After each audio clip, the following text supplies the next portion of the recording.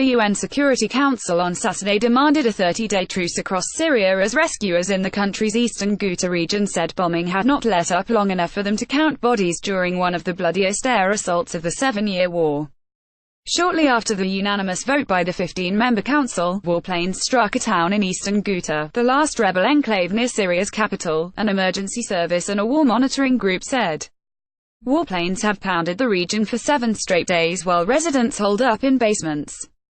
UN Chief Antonio Guterres appealed on Wednesday for an immediate end to war activities in eastern Ghouta, where nearly 400,000 people have lived under government siege since 2013, without enough food or medicine.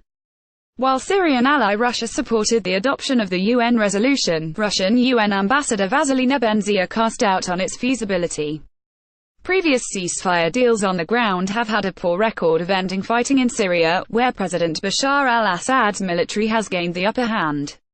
What is necessary is for the demands of the Security Council to be underpinned by concrete on-the-ground agreements, Nebenzia told the Council, after the vote.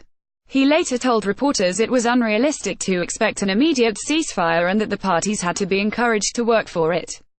After several days of delay and last-minute negotiations to win the support of Russia, the Council adopted the resolution, drafted by Sweden and Kuwait, demanding hostilities cease for 30 days, without delay, to allow aid access and medical evacuations.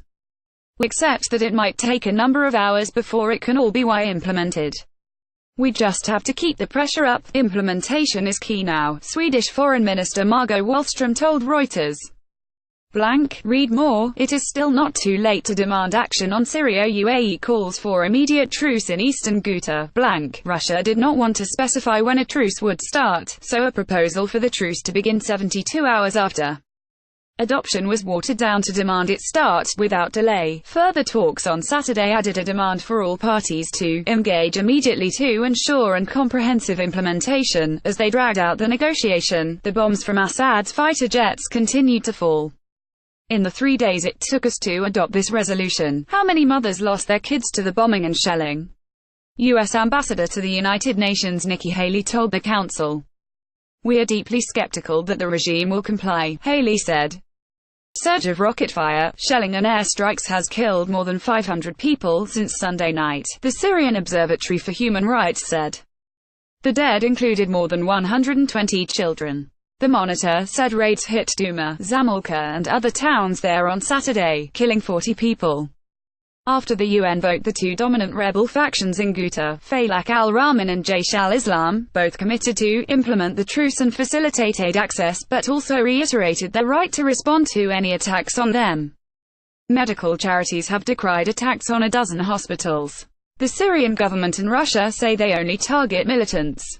Moscow and Damascus have said they seek to stop mortar attacks injuring dozens in the capital, and have accused insurgents in Ghouta of holding people as human shields. There was no immediate comment from the Syrian military. We're combating terrorism on our territories, Syrian UN Ambassador Bashar Jafari told the Security Council. Our government will reserve the right to respond as it deems appropriate in case those terrorist arms groups are targeting civilians in any part of Syria with even one single missile. Jafari said his government interpreted the resolution as also applying to Turkish forces in Afrin, and the operations of the anti-ISIL, Islamic State, coalition in Syria.